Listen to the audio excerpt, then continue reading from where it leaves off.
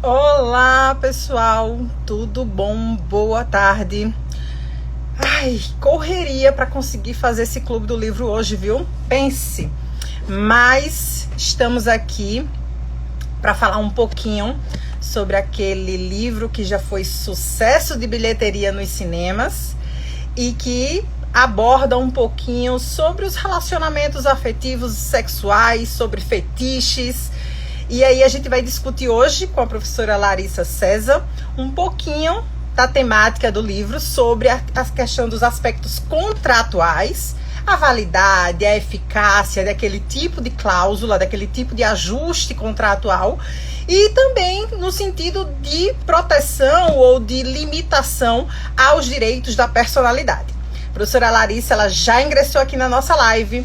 Eu vou enviar o convite a ela já solicitou aqui para a gente começar a nossa conversa, que eu tenho certeza que vai ser muito interessante. Aê, linda, linda, linda, tudo jóia? Que saudade de você. Não é? Nunca mais a gente se encontrou. Pandemia, todo mundo. Não é isso? Só tá me ouvindo bem? Tô ouvindo bem. Você tá me ouvindo também? Tá tranquilo? Também tô ouvindo, tá tranquilo. Que bom, que bom. Ai, ai. Bom, deixa eu Vamos começar falar. te agradecendo. Agradecendo primeiro a sugestão do livro, porque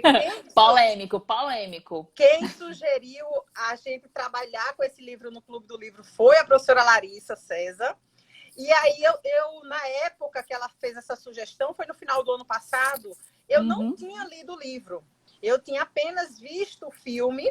E aí eu disse, não, vou ler o livro, porque o livro geralmente tem um enredo muito mais completo, para poder debater, fazer essa live muito mais realmente atrelada aos trechos, aos diálogos presentes na obra. E aí, quando eu li o livro me despertou vários sentimentos.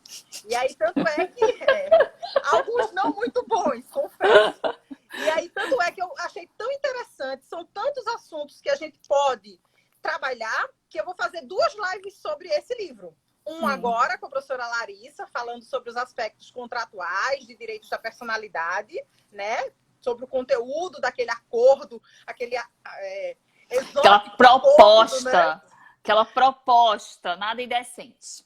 E aí, e também agora no começo de abril, com a doutora Júlia Nunes, que é a presidente da Associação AME, que trata sobre essa questão de apoio às vítimas de violência doméstica, as mulheres vítimas de violência doméstica, familiar, de gênero, para tratar sobre a outra parte do livro que fala sobre questão de relacionamentos abusivos, romantização desses relacionamentos. Mas eu vou deixar esses pormenores para o próximo encontro e eu queria lhe agradecer pela sugestão do livro, agradecer pela disponibilidade de estar aqui com a gente hoje, conversando, participando desse Clube do Livro, um projeto que eu tenho um carinho muito especial, e dizer que é um prazer poder conversar com você, minha querida amiga civilista, da melhor matéria, né, do direito civil. Com certeza, a melhor matéria.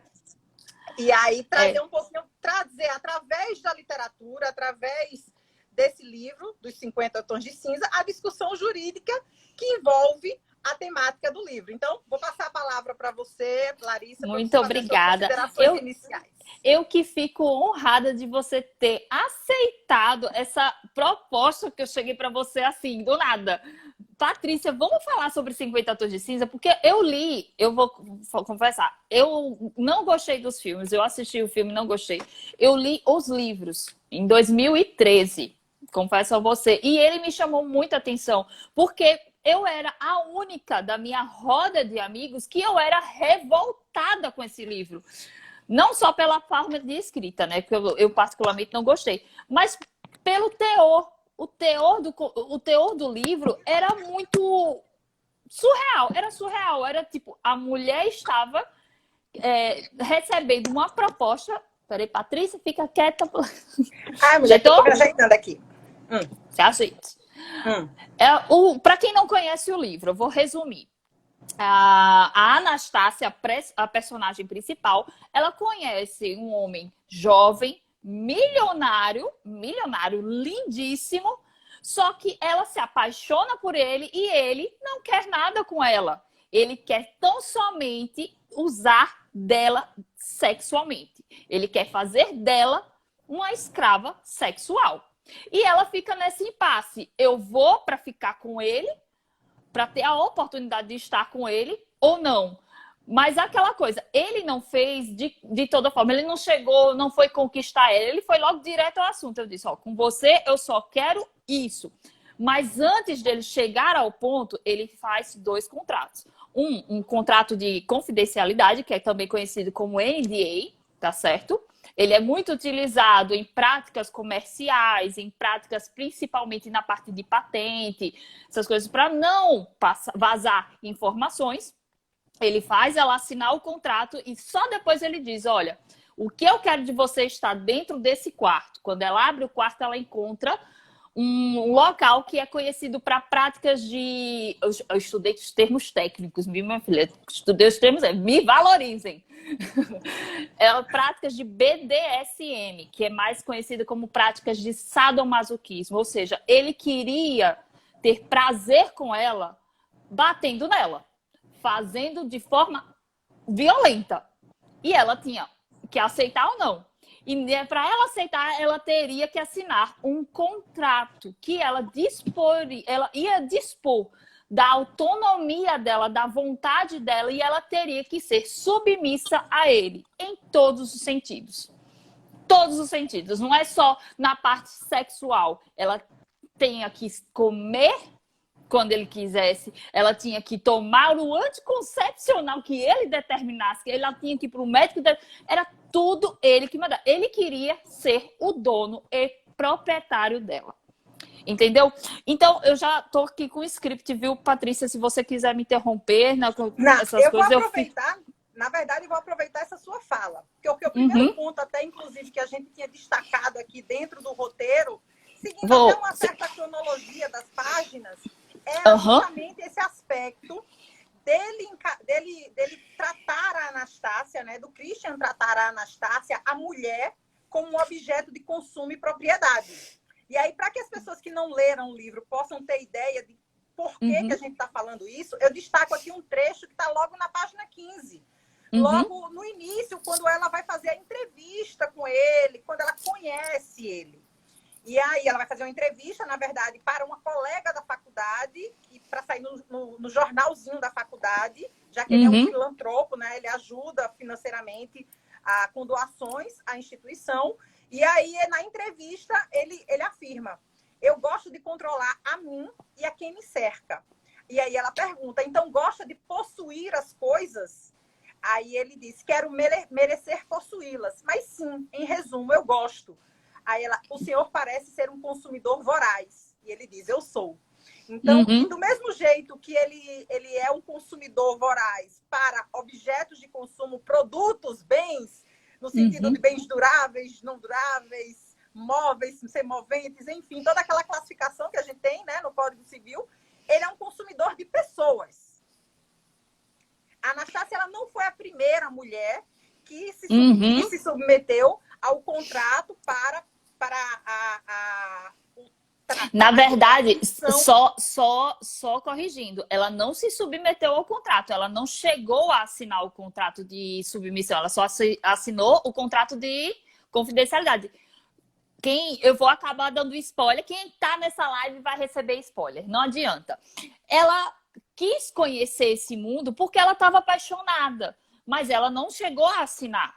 E tanto é que no final do livro, quando ela descobre como realmente ela corre dele. Apaixonada, arriada por ele. Porque, minha filha, um homem bonito, bilionário, jovem, na sua frente, você fica, oxa, o cara tá interessado em mim. Mas ela viu que aquilo dali, ela não poderia seguir, não era saudável. E ela corre disso.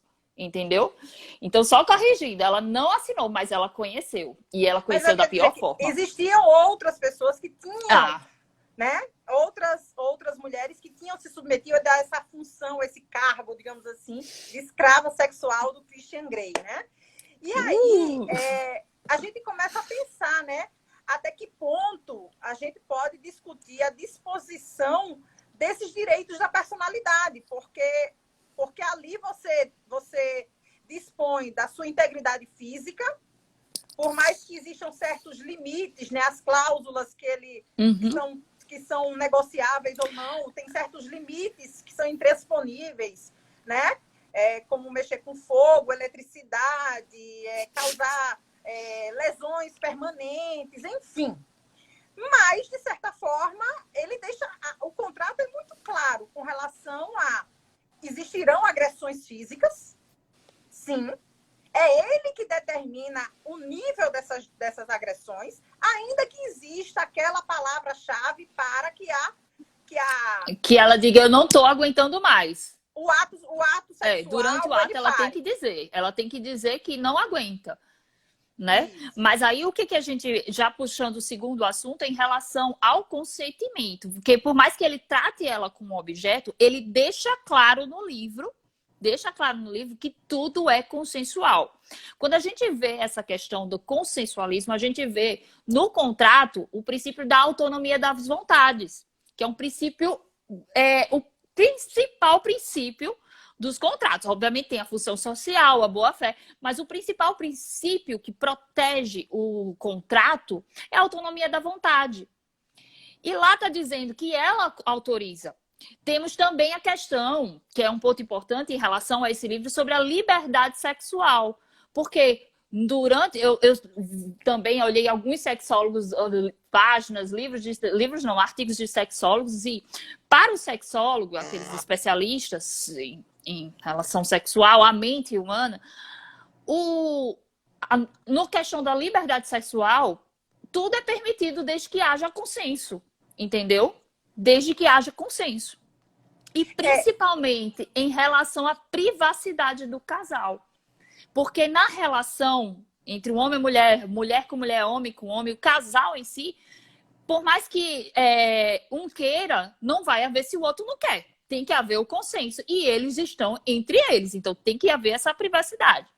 Então, no livro, ele deixa claro que ele não vai fazer nada que ela não queira.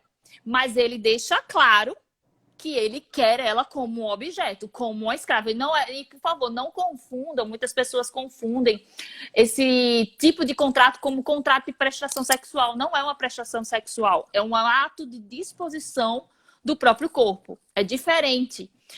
Só esclarecendo, a prestação sexual é o que você pode comparar com a prostituição, porque ele está usando o seu corpo e você vai receber uma contraprestação. Diferente do livro, ele quer ela como uma escrava. Ela não está recebendo nada. Ele quer usar ela. Da satisfação, teoricamente mútua, né? Ele sempre deixa claro também em vários trechos que, apesar de ser a escrava dele, a satisfação ela tem que ser mútua. Teoricamente, ela também irá gostar, apesar do espanto inicial, também iria gostar daquele tipo de prática sexual. E ela o problema é o psicológico de uma pessoa. Porque na hora, quando a pessoa está num lugar de submissão, imagine como é que fica. Eu não consigo imaginar o psicológico de alguém que está num momento de submissão e você tem que aceitar. E tem que aceitar. Eu fico meio... na verdade, você tem que aceitar. Mas assim, até quando a gente conversou sobre esse livro, eu falei até que ponto, né? Até que ponto a paixão dela retiraria a espontaneidade do consentimento, né? Porque quando a gente fala dessa questão do exercício da autonomia privada na esfera contratual, o consentimento ele precisa ser livre e esclarecido. Ou seja, eu preciso ter noção, ter discernimento do que de onde eu estou me metendo, digamos assim, e saber exatamente. Tanto é que no livro ele diz o seguinte, que ele fala assim, tem um trecho que ele diz, bem, além da declaração de confidencialidade, eles vão estabelecer um contrato dizendo o que faremos e o que não faremos. Preciso conhecer os seus limites e você conhecer os meus. Isso é consensual, Anastácia. Então, ele deixa sempre muito claro que ele diz que não vai tocar nela até ter o consentimento por escrito. Mas será que uma pessoa apaixonada, eu posso dizer que ela daria, que a Anastácia teria plena capacidade de discernimento para decidir essas questões? Rapaz, no auge da sua paixão? suspeito, porque quando a gente tá apaixonada, né, não, Patrícia, a gente fecha os olhos para tanta coisa. Eu digo isso por mim, viu? Digo isso por mim, porque quando você tá apaixonado, você fecha os olhos para algumas coisas, mas quem leu o livro até o final, aliás, quem leu os 3 livros, vê que ela, por mais que estivesse apaixonada, não era aquilo que ela queria. E ela teve consciência de... Não, ela chegou ao momento de dizer o que é que você quer, até quando é o seu limite. Porque ela quis conhecer antes de tomar qualquer atitude. E quando ela conheceu o limite dele, ela viu a violência. E o que ele estava sentindo prazer na violência que ela sofreu, ela disse, não, desculpa, isso daqui não é para mim. E vou embora. Ela, graças a Deus, ela teve o discernimento, né? Mas imagine quantos relacionamentos não conseguem sair. Imagine. Tem vários. Ela vive, na verdade, uma luta interna, né, dela de querer estar com ele e de pensar, eu preciso estar com ele, então, por precisar estar com ele, eu vou me submeter ao que ele quer. Mas quando ela começa a entender exatamente quais são as intenções dele, ela começa a ter medo, a ter receio daquilo.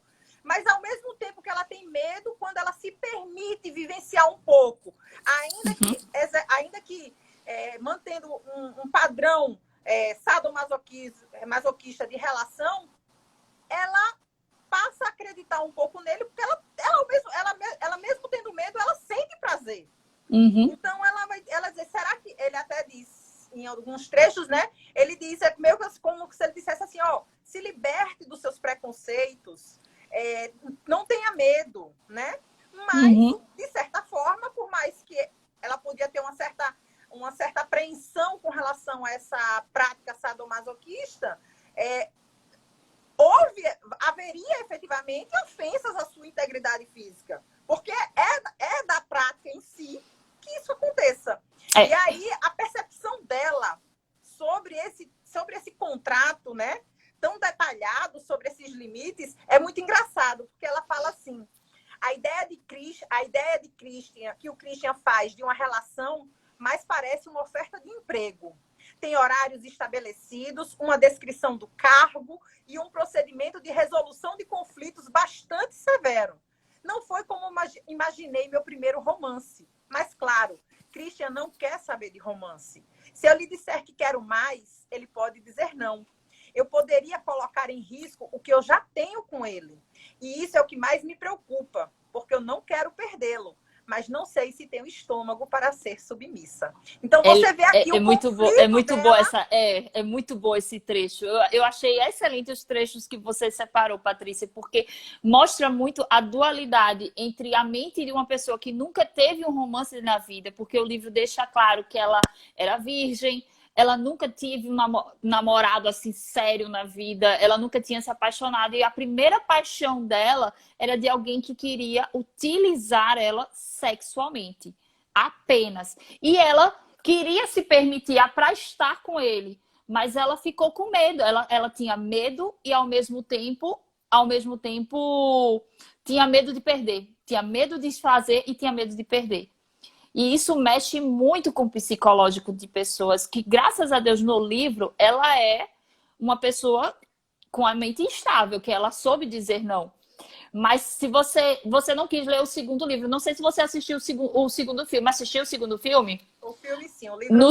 No segundo livro, mostra uma das ex-submissas dele, o quanto ela estava afetada psicologicamente. Ela estava perseguindo a outra, ela estava perecendo a outra. Por quê? Porque ela via que na outra, ele via na Anastácia outra coisa, muito mais do que uma submissa. Ele viu que aquilo ali era um amor, mas só esclarecendo. O caso do Christian Grey, o livro deixa claro que ele passou por traumas, tanto na infância como na adolescência. Ele foi abusado sexualmente na adolescência, que ele deixa claro isso, que ele começou com isso com uma mulher que fez isso com ele. Uma mulher mais velha, que a iniciação sexual dele foi numa prática sadomasoquista. Foi. Ele já sofreu, porque na mente de um adolescente, nossa, uma mulher mais velha, tranquila, mas querendo ou não, é uma criança. Já partiu daí. Fora que ele sofreu um trauma de infância, que isso relata bem no terceiro livro, que ele conta detalhadamente o trauma que ele sofreu ao ser abandonado com... Eu já estou dando spoiler, com o corpo da mãe morto. O corpo da mãe, ele ficou dias trancado numa casa com a mãe morta e foi resgatado. Então, este homem estava afetado psicologicamente e ele não sabia o que era amor. Então, a Anastácia queria o amor e ele não sabia dar amor. A forma dele ter prazer era assim e ele viu nela coisa diferente. Aí, por isso que a anterior, a submissa anterior dele, estava afetada psicologicamente, estava perseguindo ela, estava ameaçando ela de morte, quase mata a menina, porque ela viu que ele não queria isso ele não queria bater na Anastácia, ele queria ter um romance. E ela não aceitou. Então, imagine o quanto as outras submissas sofreram nas mãos dele, o quanto elas ficaram afetadas psicologicamente. É bem complicado essa questão de relacionamento. Eu vou deixar isso mais para a Júlia, que a Júlia entende melhor disso. Mas se eu for opinar... Quando eu disse aquela questão de que o objeto, você bem pontuou, foi muito interessante a distinção entre a prostituição e esse contrato que o Christian Grey e a Anastácia, ele propôs a ela. Na própria descrição do contrato, fica claro o objeto dele. E aí ele diz, o propósito fundamental do presente contrato é permitir à submissa explorar de maneira segura sua sensualidade e seus limites, respeitando e considerando devidamente suas necessidades, suas restrições e bem-estar. Então, por mais que ela fosse submissa às ordens dele, pelo menos na teoria do objeto contratual, existia uma preocupação não só em ter satisfação, mas em também proporcionar satisfação sexual à submissa. Mas aquela coisa, no contrato está lá dizendo, a pessoa teria que experimentar, passar pela situação para saber se é prazer ou não. Tem que ter muito psicológico. Aí foi bom você já passar na questão do objeto do contrato, porque a gente já falou sobre o termo de confidencialidade. E uma coisa que pela primeira vez, já porque a gente vai abordar nessa live, nesse Clube do Livro, eu fui estudar se haveria a possibilidade no nosso ordenamento, não digo lá nos Estados Unidos, no nosso ordenamento jurídico, ser possível esses dois tipos de contrato. Quando eu dei uma estudada em relação ao termo de confidencialidade, no caso, é permitido, seria válido aqui no Brasil, o termo de confidencialidade do CAE. Eles vão conversar algo que ele não quer que vaze. Afinal, no livro, ele era um empresário riquíssimo. Então, o termo de confidencialidade do livro, ele seria válido, porque ele não quer que vaze. Eu sou um cara famoso, empresário rico, se eu vazar que eu faço sadomasoquismo, vai ser péssimo para mim. Já em relação ao contrato de disposição, de submissão, de dominador para submissão, para submissa, perdão, mesmo que haja a autonomia da vontade, mesmo que tenha a questão da liberdade sexual, para o nosso ordenamento jurídico não seria permitido, porque tem um direito da personalidade aí superior, que é a integridade física. Integridade física e psicológica, né? Eu puxo também da psicológica, porque tem que ser bem atrelada assim. Quando a gente trata do objeto, temos a integridade física e a honra. Por mais que você tenha lá o artigo 13 do Código Civil, diga lá que você pode dispor do seu corpo, mas tem que respeitar os bons costumes. Tem que respeitar a boa fé, a função social, enfim, tem que respeitar os bons costumes, segundo o artigo 13º do Código Civil. Mas aí temos a integridade física. Você não pode chegar a dizer, eu autorizo você a me bater. Cara, você vai sofrer uma lesão física e pode ser moral, que aí já puxa a questão da responsabilidade civil, né? Mas, infelizmente, no nosso contrato, no nosso código, infelizmente não, felizmente, né? Nosso ordenamento jurídico não é permitido um tipo de contrato desse. Aliás, como é que a gente iria executar um contrato desse se ele não fosse cumprido? Ele entra no Poder Judiciário dizendo, ela não aceitou que eu, vou dar um exemplo aqui bem Julo, me perdoe, que eu não utilizasse um plug anal nela. E ela descumpriu e lá está dizendo que ela tem que aceitar. E aí, como é que vai ser? Imagina a cara do juiz para dizer, ó, não teve isso. Não teve isso. Mas assim, o próprio livro, né, eles discutem essa questão da execuibilidade do contrato. É, verdade. E aí ela fala, ele apresentou o contrato a ela e disse, pesquise. Vá, procure saber o que é isso, o que são essas práticas sadomasoquistas, pesquise. E aí ela disse, né, em minha pesquisa, eu descobri que o contrato é legalmente inexequível. Ele deve saber disso. Imagino que assiná-lo simplesmente estabeleça os parâmetros da relação, ilustra o que eu posso esperar dele e o que ele pode esperar de mim. Então, mesmo dentro da realidade trazida no livro, né, fica claro que, na verdade, e ele confirma isso depois, numa conversa com ela, que ele não, mesmo que ela descumprisse as cláusulas do contrato, que ele nunca iria entrar na justiça para executá-lo, entendeu? Para pleitear um eventual cláusula de uma multa contratual ou não existe. Até porque quando a gente meio que inverteu aqui a ordem, até porque quando a gente vê as sanções contratuais são o quê?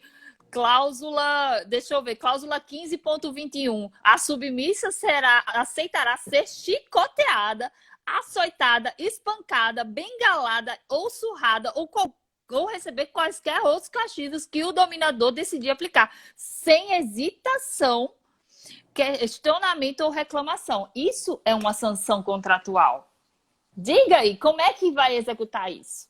Como é que vai pedir execução específica em juízo? Não tem como. Até porque o juiz vai chegar o que? Como é que você é maluco? Primeira coisa, você é maluco. A pessoa, se ela não quer, mesmo que tenha numa relação, como voltando à questão da autonomia da vontade, por mais que o princípio da autonomia da vontade, só reformulando, esteja lá para preservar o que está lá no negócio jurídico, a gente tem que preservar os principais direitos da personalidade humana, da pessoa, da dignidade da pessoa humana. Entendeu? Temos que defender isso, temos que preservar isso, porque isso daí fugiria aos nossos princípios máximos defendidos pela Constituição Federal. Você está me entendendo? Se isso fosse permitido, imagine, mudando o assunto, numa relação de trabalho. Seria o quê? Você fazer um contrato com uma pessoa do qual aquela pessoa aceitaria sofrer algum dano físico durante a sua relação de trabalho. E isso não pode, por mais que esteja lá previsto o tipo de emprego dele. Tanto é que lá na questão do trabalho, quem é da parte do trabalho me corrija, mas tem também adicional de salubridade, adicional disso, porque você não pode fugir disso. Não pode ultrapassar os limites da integridade física. Você está me entendendo? Então, não é um tipo de sanção que seria aceitável no nosso ordenamento jurídico. Então, a gente esbarraria em requisitos de validade pela questão da discussão da licitude do objeto, já em função da ofensa a esses direitos da personalidade. Com certeza. Esbarraria ainda naquela discussão sobre a liberdade e espontaneidade da manifestação de vontade daquela pessoa apaixonada, né?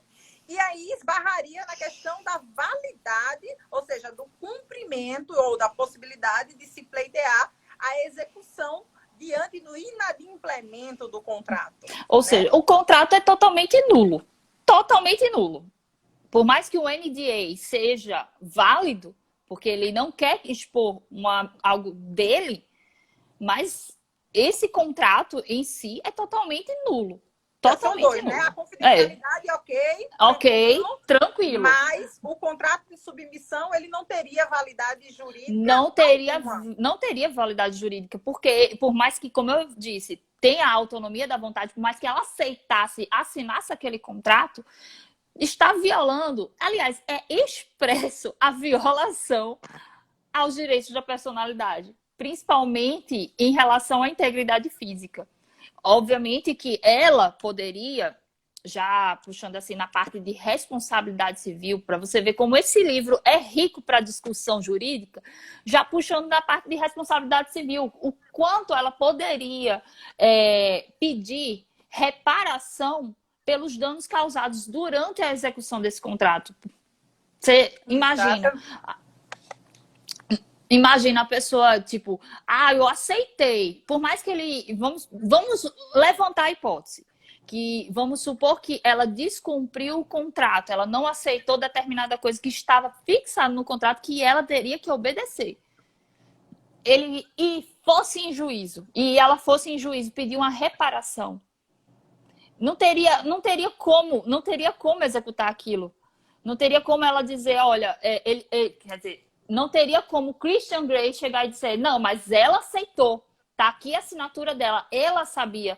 Sim, mas isso foge, é surreal.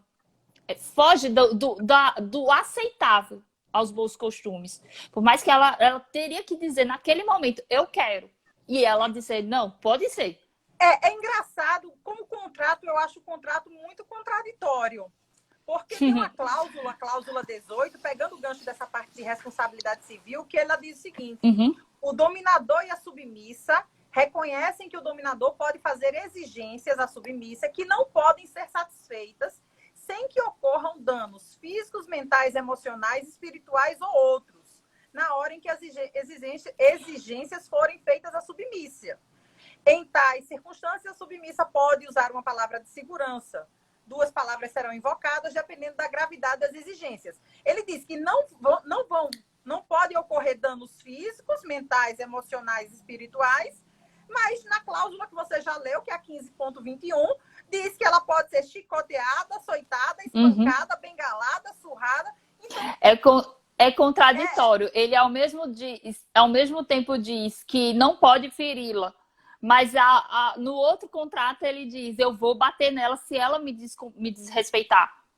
Tá entendendo? Então, o não cumprimento de quaisquer regras acima, né? Que ele tá ou seja, do contrato, resultará em punição imediata. Não passa nem pelo devido processo legal.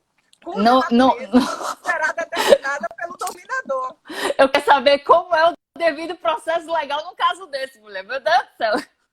Não tem contraditório, não tem ampla defesa. Alô? Não cumpriu. Oi. Ele disse, aqui não tem contraditório, não tem ampla defesa, travou. não. Tá me ouvindo agora? Você me desrespeitou. Agora eu tô. Você me desrespeitou, senta aí. Dá umas 3, 4 chicotadas nela. Meu Deus do céu. E aí, o menino disse, não sabia que estavam lendo pelo contexto jurídico. A proposta, na verdade... a proposta desse encontro é discutir assuntos jurídicos a partir da literatura. Então, trazer um pouquinho para que as pessoas, inclusive, elas tenham um pouco de noção dos seus direitos, dessas questões. Com certeza. Desses livros. E aí, aí tem outra cláusula que ele diz assim, no treinamento e na aplicação da disciplina, o dominador assegurará que não sejam deixadas marcas permanentes no corpo da submissa, nem sejam provocados ferimentos que possam exigir cuidados médicos. Então, existe um limite de tolerância à agressão, mas o que não significa que não existam danos. Existe dano, sim. Tanto é que no final deste livro, do primeiro livro, a gente só está tratando do primeiro livro, quando ela diz, eu quero saber qual é esse limite, ele chicoteia ela nas nádegas e pede para ela contar. Eu não lembro quantas ele deu. Eu sei que ela relatando, ela disse que estava sangrando no livro. Eu não lembro como estava o trecho do livro, mas eu lembro que ela saiu correndo dele porque estava sangrando e ele indo com os medicamentos. Como ele foi com uma naturalidade, como se isso já tivesse acontecido. Tá entendendo? Então, por mais que ele diga não possa causar danos, não possa causar ferimentos, pelo visto causa. Não é tipo... Não é aquela coisa... eu sei o limite. Às vezes ele pode se extrapolar. Porque querendo ou não, ele está buscando prazer. Tá entendendo? Então, por isso que ela tinha medo. Ela tinha muito medo. E ela, depois que ela conheceu esse lado, o limite dele, ela disse, não é para mim. Desculpa aí, você é linda, é milionário, é tudo de bom, mas dá não, dá não. Você pode me dar carro, dar coisa, dar tudo, mas aí... A Bruna Carla, ela perguntou, Alô? né? Gostaria de saber se ele tivesse denunciado a sua abusadora. Bom, aqui eu não posso... Aqui a gente adentra na esfera penal, que não é a minha área de atuação, nem a área de atuação da professora Larissa, mas uma coisa eu poderia dizer. A gente, quando trabalha na punibilidade dos ilícitos criminais, né, dos ilícitos penais, a gente também trata da ideia da prescrição punitiva. Existe um prazo para que essas pessoas que eventualmente praticam crimes, elas possam ter a sua punibilidade imposta pelo Estado. Então, talvez no momento em que o livro relata essa situação, ele já está com, acho que um pouco mais de 30 anos. Está com quase 30. Acredito que já haveria passado o prazo da prescrição para que esse crime ele pudesse sofrer alguma repressão do poder público. Mas o que não livraria a questão da ilicitude dos atos dele com a submissa, tá entendendo? Sim. Por mais, lembrando que o contrato, por mais que diga, ó, a gente tá falando da área civil, mas no caso de lesões corporais, ela poderia sim, a Anastácia poderia sim ter denunciado o Christian Grey por agressão física, entendeu? Mas que ela, tipo, poxa, eu autorizei. Não, tudo bem, mas excedeu um limite. E aquele limite fez ela ir denunciar. Então, sim, é possível, sim, nessa questão de... Mesmo tendo um contrato, tendo autorização, se houve uma agressão, ela pode sim ser denunciada, tá certo? O Zé até fez uma pergunta aqui. Ele falou que o TC dele foi sobre direito e literatura, que ele não tinha lido a obra, mas que ia ficar aqui na live. E aí ele pergunta até onde a norma jurídica consegue limitar esse prazer e proteger o bem jurídico. E aí, sobre isso, eu queria destacar um trecho que ele, da cláusula 15.2 do contrato, que ele diz o seguinte: o dominador aceita a submissa como propriedade sua, para controlar, dominar e disciplinar sob a vigência. O dominador pode usar o corpo da submissa a qualquer momento durante as horas designadas ou em quaisquer horas adicionais acordadas, de modo que julgar apropriado sexualmente ou de outra maneira qualquer. E aí, quando eu leio esse trecho, me vem à mente a ideia do estupro conjugal, débito conjugal, aquela ideia que existia referendada pela nossa legislação de que, se no casamento os cônjuges eles têm dever de fidelidade recíproca a cumprir e um dever de domicílio em comum, vida em comum no domicílio conjugal, seria a aplicação daquela ideia da minissérie da Globo, do José Wilker, quando ele chegava, que era o coronel... Eu lembro. Como era? Desde que eu vou lhe usar. A esposa dele, né? E dizia, se prepare, mulher, que hoje eu vou lhe usar.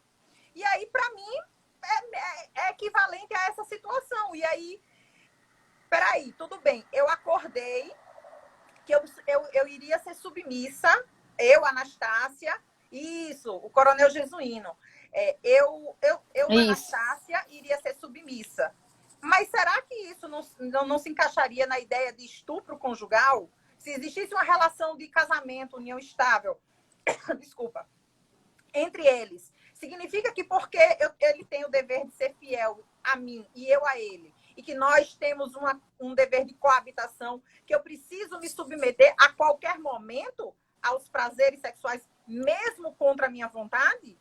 Porque isso realmente existia. Existia essa ideia de débito conjugal dentro do nosso ordenamento, que, inclusive, até 2009, não faz tanto tempo, não, era reconhecido por decisões judiciais como cláusula de anulabilidade do casamento. Ou seja, você se recusar a manter relações sexuais com o seu cônjuge era motivo para anulação, não de divórcio, mas anulação. Aí, divórcio já não precisaria, a partir de 2010 não precisou ter motivo, mas se discutia a culpa e aí isso poderia ser divórcio, mas não era anulação do casamento. Ou seja, o casamento era como se, para o cônjuge de má fé, era como se nunca tivesse existido. E aí eu fico me questionando. Nossa Senhora. Né? E eu fico me questionando, isso não seria uma forma de referendar o estupro conjugal? E aí a nossa legislação hoje diz expressamente no Código Penal que é possível sim estupro por cônjuge, companheiros, não interessa. Ou seja, é contraditório. Se o Código Penal diz que não pode, se há a possibilidade de haver estupro durante uma relação, que eu não, aqui não é de um casamento, né? Mas obviamente ele está dizendo que é uma relação monogâmica, porque ele não permite ela ter relações com outras pessoas. E ele também não vai ter com outra. Tá certo? Então a relação, há uma monogamia aqui. Então, é sim possível haver estupro. Mas no nosso Código Civil dizendo que não, se não houver relações sexuais, é caso de anulação. Que, poxa, não, sem na verdade, até quando já mudou, na verdade, né? Assim, isso era muito a ideia do débito conjugal que existia no código, baseado no Código de 16, a ideia de mulher honrada, né, de anulabilidade do casamento por desvirginamento. Então, tinha toda essa ideia, como o Zé está falando, da mulher como um objeto legalizado, né? Graças a Deus, nosso Código Civil mudou isso. Aí, só que ainda existe como causa de anulabilidade do casamento o erro sobre a pessoa do cônjuge. Então, essa ideia de não... Eu me casei e vamos supor que eu e o meu noivo na época, o meu namorado, nós decidimos que nós íamos adiar, que nós não íamos manter relações sexuais durante o namoro. Só que aí ele acreditou que quando nós nos casássemos, a manutenção das relações sexuais iria ser uma decorrência natural do casamento. E aí chega a celebração do casamento e eu, mesmo casada, eu ainda me nego a manter relações sexuais. E aí eu começo a me questionar, mas peraí, a recusa integral ou a recusa parcial também seria questionável? Mas assim, manter relações sexuais, existiria algum tipo de controle de qualidade? Existiria, por exemplo, um tempo mínimo ou máximo para que eu possa considerar que houve uma relação sexual satisfatória ou não? Meu Deus do céu! Caramba! Porque não é só manter relação sexual. Eu vou manter relação sexual. Não, casamento é um... Não, casamento não é só uma relação sexual, né? Querendo ou não, o casamento é um contrato. É um contrato do qual você se une com outra pessoa e você se torna um só. E isso não significa ter somente relação sexual. Entendeu? No caso do livro, não, é diferente. Ele só está utilizando ela sexualmente, só com ela. Ele deixa claro isso. Mas tem que ser na hora que ele quer, na hora que eu determinar. Quando você dizer, mesmo que eu não queira, é na hora que eu quero. Isso sim, então, voltando àquela questão do estupro, eu acredito que seja assim, uma forma de estupro dentro de uma relação. Exatamente. Mesmo que ela não... Okay, a partir do momento que você diz não quero, mesmo ela... mas tem um contrato. Eu já diria, se fosse comigo, eu já diria logo, execute, entra lá no judiciário, meu amor, executa, vá, para ver se você consegue, né? Não é isso? Pois, enfim. Outra questão é também, quando a gente fala nos limites, né, desse contrato, o que seria execuível, porque hoje a gente fala muito dentro do direito das famílias da contratualização do direito das famílias. E a gente, por exemplo, vamos tomar como referência alguns exemplos, inclusive famosos do exterior. Por exemplo, tem 2 atores americanos, muito conhecidos, principalmente na década de 90, chamado Michael Douglas e Catherine Zeta-Jones. Conheço. Conheço. E aí o Michael Douglas, famosíssimo por seu apetite sexual, ele queria casar, ele propôs, né? Teve um relacionamento com a Catherine Zeta-Jones e quando ela aceitou o casamento, sabendo desse enorme apetite sexual dele, uma das cláusulas do contrato foi a frequência sexual. Meu Deus do céu. Patrícia? Alô? Pela infidelidade. Então, e aí a gente começa a discutir. Será que eu poderia inserir esse tipo de cláusula dentro do nosso ordenamento jurídico? Ou seja, a cláusula de frequência sexual, a cláusula de multa pela quebra do dever de fidelidade. Então, hoje é um assunto que vem cada vez mais Em relação. Não, pode falar, termine aí. Não, eu estou dizendo que é um assunto que cada vez mais vem ganhando debates. Em relação a. Tem um grande amigo meu da Paraíba, o professor Dimitri Soares, que é uma das grandes referências hoje sobre esse assunto da contratualização na área do direito das famílias. Em relação a essa questão da atividade sexual estar prevista no contrato, a gente já viu agora que não é possível. Porque, querendo ou não, você tem liberdade pelo seu próprio corpo. Por mais que o casamento tenha lá dizendo, tem que ter... Não é só junção de bens, não é só em relação a ter companheirismo. Tem que haver relação sexual, apesar de que existem relacionamentos que não há relação sexual, enfim. Enfim, não vou entrar no mérito. Mas a questão de obrigar contratualmente uma pessoa a ter relações sexuais, infelizmente, agradeça a Deus, não tem como. Você é livre pelo seu próprio corpo. Você tem que respeitar a sua integridade. Até porque, mesmo que você não queira fazer, por exemplo, eu não posso doar meu coração. Obviamente, não posso doar meu coração. Eu só posso fazer doações de rins ou de órgãos que sejam órgãos que possam se regenerar ou que você não sinta falta. Por exemplo, você pode doar um rim. Porque você pode sobreviver com outro.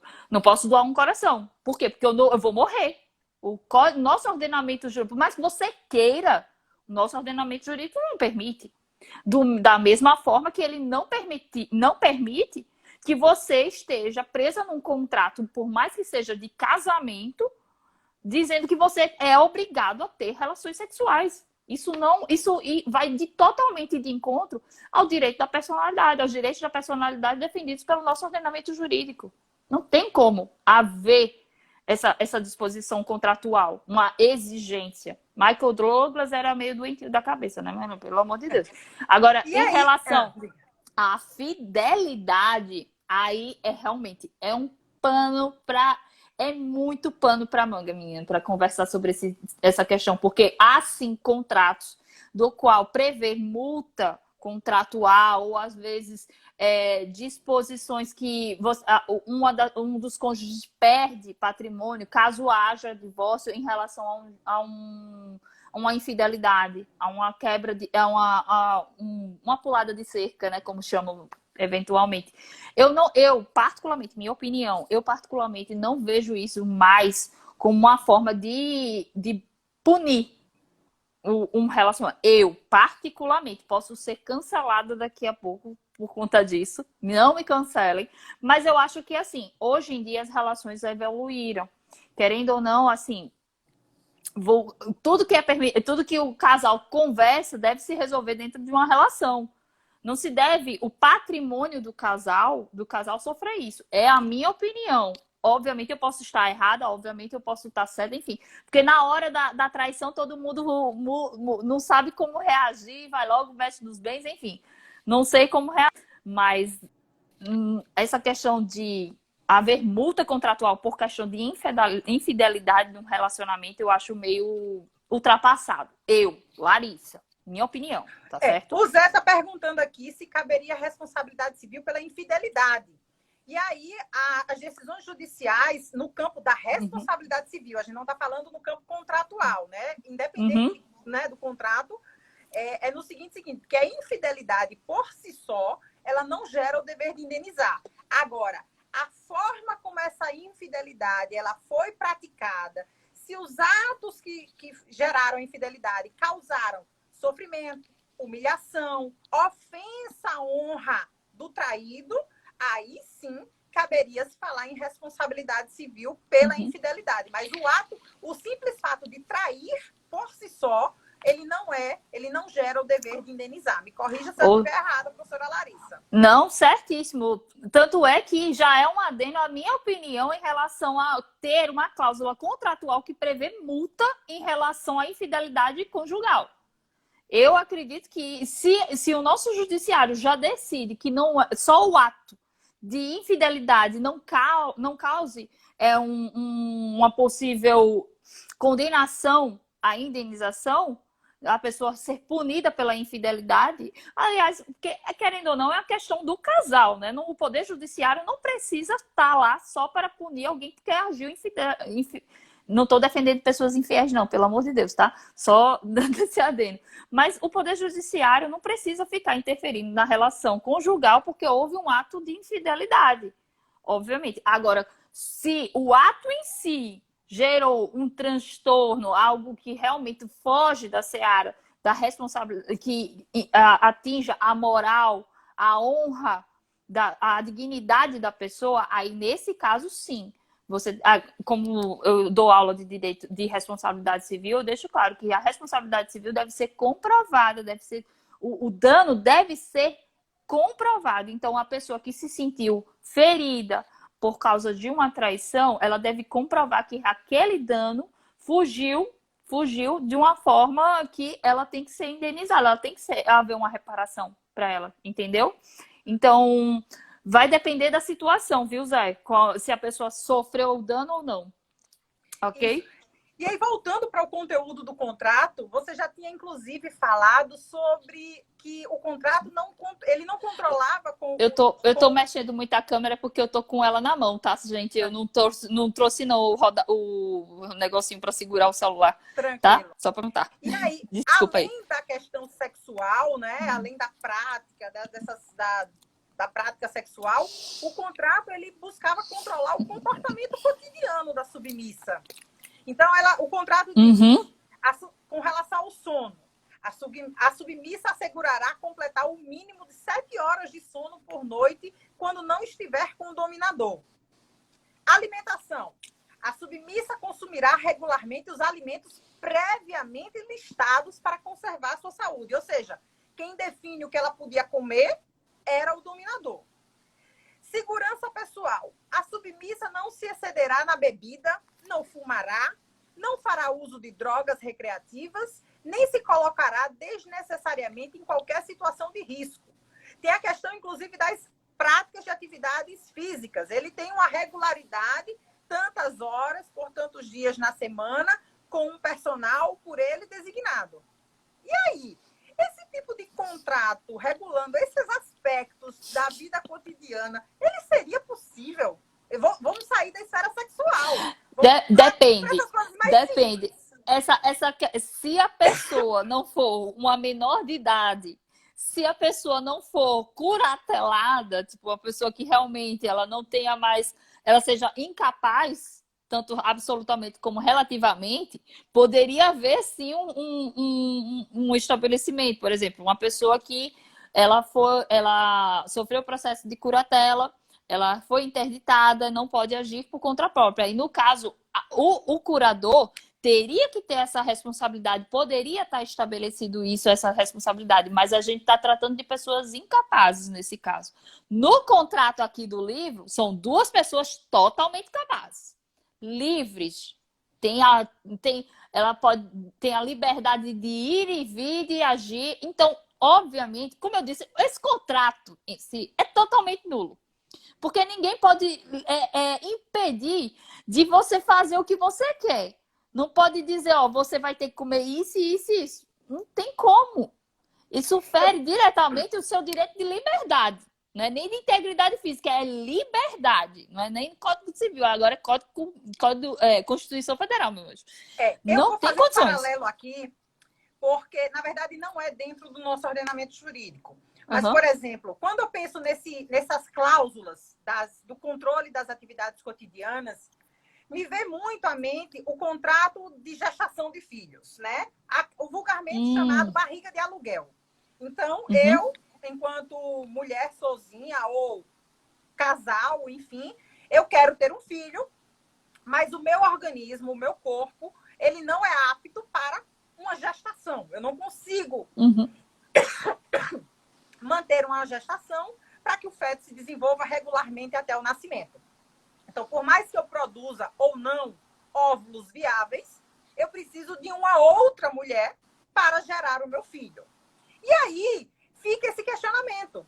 Eu estou contratando uma mulher, é um contrato que não pode ter caráter lucrativo ou comercial, mas será que eu poderia exigir da gestante de substituição, daquela que está gestando o meu filho, certas restrições de comportamento? Porque, de certa forma, ela está gerando uma criança que será meu filho quando nascer.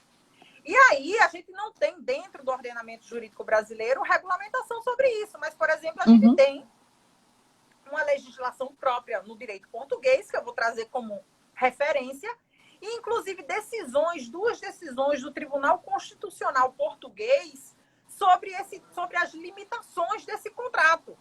E aí, o Tribunal Constitucional Português, ele acaba ratificando tudo o que você acabou defendendo agora, Lari. No sentido de que as limitações à gestante de substituição, elas deveriam ser aquelas limitações que realmente visem assegurar o pleno e adequado desenvolvimento do feto. Então, por exemplo, uma limitação quanto ao uso de bebida alcoólica, de drogas, de fumo, isso seria uma limitação razoável, porque isso poderia implicar diretamente no regular desenvolvimento do feto. Mas regulamentar a alimentação, dizendo que ela poderia ou não poderia comer, se ela poderia ou não poderia trabalhar, a não ser que fosse um trabalho em uma atividade perigosa, insalubre, seria ofender a sua liberdade, porque embora ela ela tenha sido contratada para gestar um filho em nome de outrem, ela não perde a sua autonomia. E até, com certeza.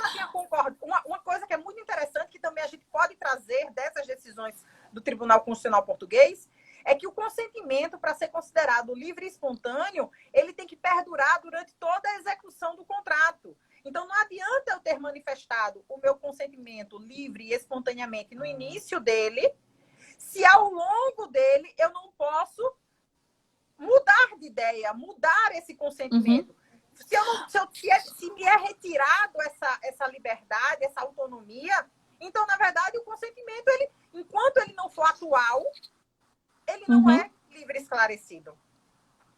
Mas aí teríamos dois tipos de... Aí por isso que você falou que, no caso, a autonomia dela, a liberdade dela, teria um limite, porque ela não poderia fazer nada que ferisse a vida que está ali dentro. E se por um acaso ela parar e decidir que não quer mais ter aquela gestação durante a gestação? Aí chega o ponto. Porque, querendo ou não, é o corpo dela. É o corpo dela que tá ali lá dentro. E tem uma vida lá dentro? Tem, mas é o corpo dela. Aí, aonde é que teria a autonomia? A gente precisa fazer um paralelo, né? Das hipóteses de interrupção voluntária da gestação no ordenamento jurídico brasileiro e as hipóteses dentro do ordenamento português, que são muito mais amplas. No ordenamento português, por exemplo, é possível interromper a gestação, independente de qualquer motivo, livremente até a 12ª semana. E aí, nessas decisões do Tribunal Constitucional, ele deixa claro que, dentro das hipóteses autorizadoras, que independente de estar gestando em favor de outrem, ali é o corpo da gestante e é ela que se submete aos maiores riscos durante a gestação. Então, não se poderia retirar dela esse direito, ainda que o filho que ela estivesse gestando não fosse dela, certo? Nossa Senhora! Nossa, eu tenho um pensamento diferente, porque eu sou totalmente contra essa questão. É óbvio que tem casos que deve haver a interrupção da vida, mas eu sou suspeita, você sabe disso, eu sou suspeita. Eu passei por 2 situações que realmente, e eu defendo que não, aquilo dali é uma vida, ali a gente não decide pela vida do outro. Eu penso dessa forma. Mas é uma situação que tem muito a se debater em relação à liberdade do corpo da mulher. Muita peçazinha para dizer. Eu sou suspeita. Aproveitando esse gancho, né, que a gente tratou inclusive do aborto, o contrato fala sobre o planejamento familiar, né? Porque o contrato, ele diz na cláusula 15.17, a submissa assegurará adquirir contraceptivos orais e assegurará fazer uso dos mesmos conforme prescrito para evitar gravidez. Então, detalhe, anticoncepcional determinado por ele, médica determinada por ele, ela não tem a liberdade dá para se ver que o contrato em si manda exclusivamente ela não tem a liberdade, não há liberdade nesse contrato, não há. Então, tipo, ela não pode simplesmente, eu quero ter um filho com ele. Não, não pode. Ela não tem essa liberdade. Ele priva totalmente a liberdade dela nesse E contrato. aí isso vai de encontro ao que a nossa Constituição diz, né? Uhum. Que o planejamento familiar é de livre decisão do casal e regulamentando isso, a lei de planejamento familiar vai além. Porque o livre planejamento familiar não é só uma decisão do casal, mas é uma decisão da mulher e do homem isoladamente. Porque é um direito do cidadão. Tanto é que há a adoção unilateral, né? Porque, tipo, por exemplo, eu sou casada, mas nada impede de eu ter a vontade de adotar. Por mais que o meu marido se oponha, eu posso adotar unilateralmente. Eu posso dizer, eu quero adotar. Entendeu? Então, assim, olha, esse contrato, eu não sei como foi que as mulheres ficaram tão enlouquecidas por uma pessoa que faz isso com ela. Assim, uma proposta de relacionamento assim, né? Eu acho que elas ficaram enlouquecidas por questão a continuação do livro, porque ela conseguiu mudar a mente dele e mostrar que existe outros tipos de relacionamento e ele segue ele quer esse relacionamento com ela. Acho que foi por isso que elas ficaram tão encantadas. E também porque ele era milionário, enfim. A gente tem uma série de outras coisas. Mas para a gente encerrar, já que já está passando o tempo aqui, né? Da hora, e eu daqui a pouco entro em sala de aula também. Tem um ponto que eu queria destacar que eu acho interessante, que o contrato ele prevê período de experiência e a possibilidade de revisão contratual. Todo contrato tem que ter a parte do tempo, né? Quando a gente vai elaborar um contrato, a gente sempre tem que ter cláusula à disposição do tempo. Por quanto tempo vai perdurar aquele contrato, independente do tipo de contrato que for.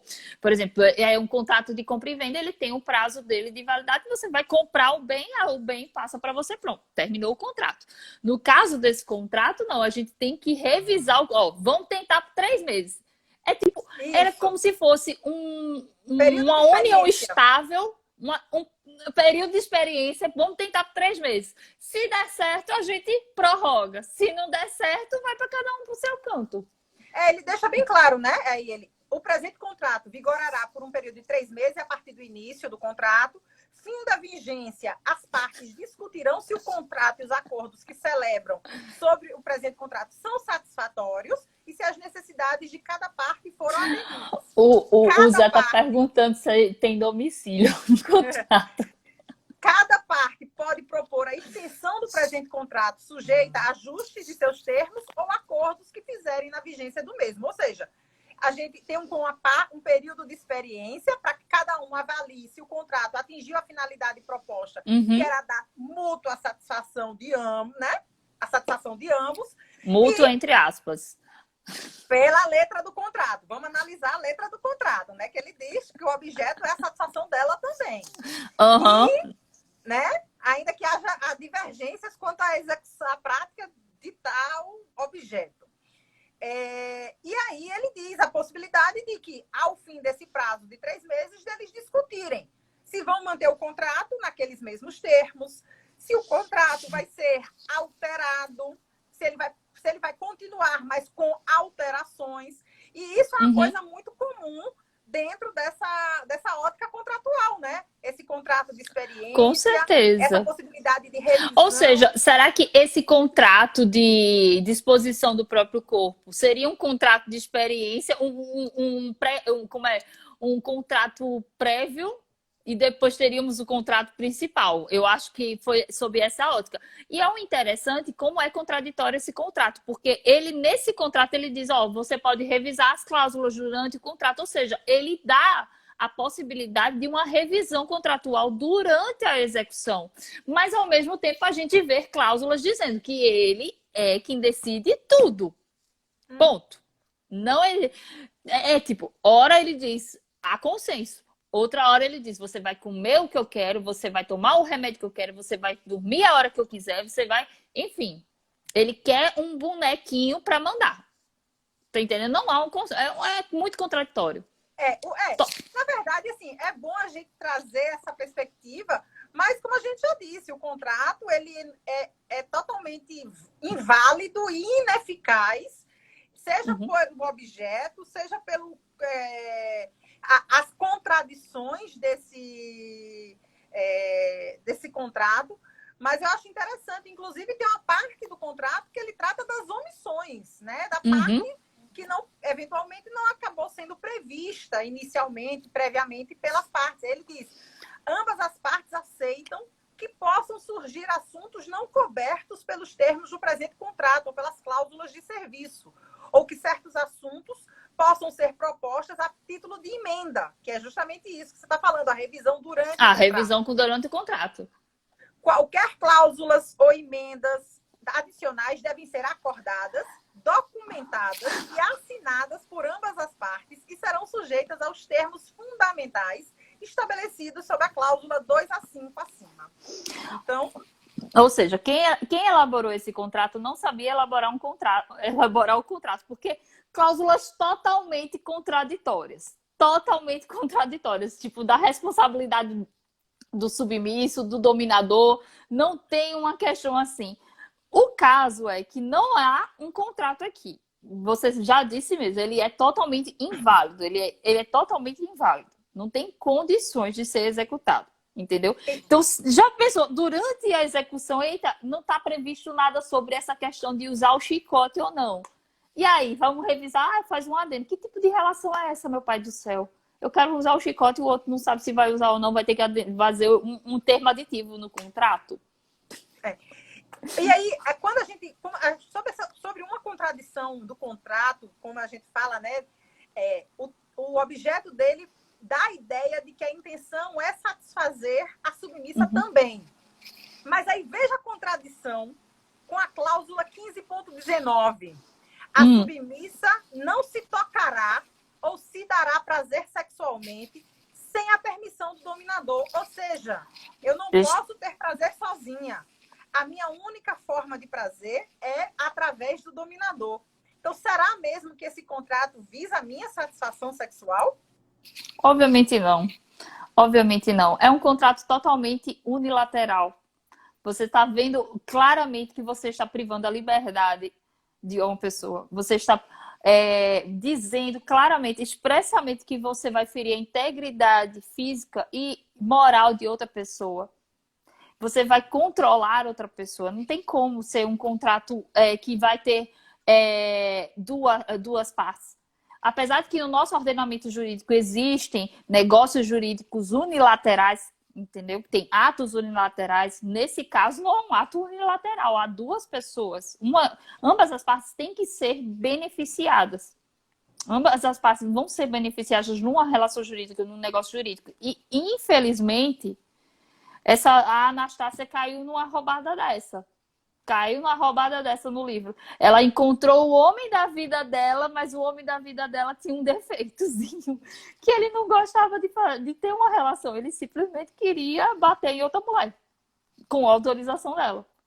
Obviamente, ressaltando, o que eu tô falando aqui é do contrato, mas que existem relações assim. Quando eu estava pesquisando para fazer essa live, como eu disse no início da live, eu vi o material de alguns sexólogos e como eles dizem, quando há liberdade entre as duas as partes, o consenso entre as duas as partes é permitido. Se a outra parte diz que quer e autoriza, é permitido, é consenso. Mas nesse contrato aqui, no livro, deixa expressamente claro que ela não tem liberdade. Não tem como ela dizer eu não quero. Na verdade, sim. Na verdade, não é que, nessa conversa, deixar bem claro, né? Não é que a gente esteja opinando contrariamente ou recriminando as práticas sadomasoquistas. É o que eu estou querendo dizer. Seguinte, há o consenso, mas no contrato aqui não está dizendo. A gente está falando do contrato. Se essas práticas elas poderiam ser validamente previstas em contrato e se de alguma forma essas práticas ou essas previsões contratuais ofenderiam direitos da personalidade. E a gente viu que sim. É o ponto. Essa, pela minha opinião e pelo que eu estudei, pelo que eu dou aula, isso daqui obviamente não seria permitido. Não seria, por mais que ambas as partes autorizem, não seria permitido. No nosso ordenamento jurídico, em minha opinião, não. Seria permitido o quê? Como a gente viu logo no início da live, a gente fazer um contrato um termo de confidencialidade para tudo que for feito no quarto ou onde eles quiserem fazer lá, sei lá, no quarto vermelho, no escuro rosa, sei lá o quê, fica lá. Não pode passar, mas lá dentro tem que ter autorização, tem que ter liberdade, entendeu? Bom, espero então, assim, a gente já extrapolou um pouquinho o tempo. Eu vou encerrando aqui a nossa live, porque se deixar, a gente vai estar falando aqui até as horas, assim, porque o livro dá brecha para ideia e tem muito conteúdo para se discutir realmente. Ele com relação a essa discussão jurídica, ele é extremamente rico. Tanto é que eu vou fazer uma segunda live para falar sobre a questão da violência contra a mulher mesmo, do relacionamento abusivo, que é também um outro ponto muito importante que eu acho que precisa... É bom você ver em relação à prescritibilidade do caso dele ter sido abusado sexualmente por uma mulher mais velha. Em relação a isso também, já deixo o adendo aí, em relação a também a questão do psicológico dele, se ele seria absolvido ou não da responsabilidade penal dele, caso ele alegasse os traumas de infância dele. Em relação a isso, era bom também ser abordada essa questão. Já deixo uma dica aí. Ótimo. Já está anotado aqui. E aí eu queria agradecer, Lari, mais uma vez. Obrigado por todo o conhecimento aqui compartilhado, pelas suas opiniões, por ter, mais uma vez, aceitado esse convite. Foi um prazer recebê-la aqui no Clube do Livro.